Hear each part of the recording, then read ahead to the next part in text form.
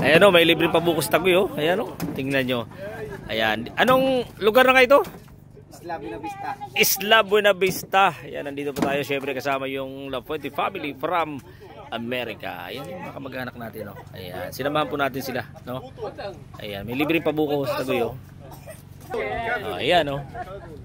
Talaga naman o. Pinapakitaan tayo ng kanyang ano ng kanyang galing. Taguy o. Wala bang pusit dito? Walang pusit na tuyo. Dyan sa kabila. Ayun. Mamaya tingin tayo dyan. No? Mga Englishero yung kasama natin. Kaya hindi naman tayo nahirapan dahil yan ang paborito nating subject nung high school. English. Kaya panis sa atin. No?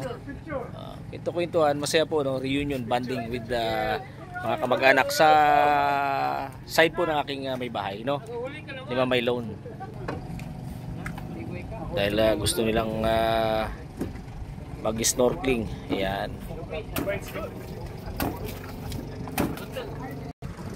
So far, siyempre, pampamilya, kaya you can explore the island for free. Napakaganda po. Taytay Palaw. Tingnan po ninyo. Sabi na, kala ninyo walang magagandang lugar sa Taytay. Ano, barangay Bitot sa harap lang, no? Pero napaganda po ng isla po nito. Ayan, o. Ayan, hindi buo pag walang picture taking, syempre. Kita nyo yung aming camera, ano? Kaya? Don? Si Taguy.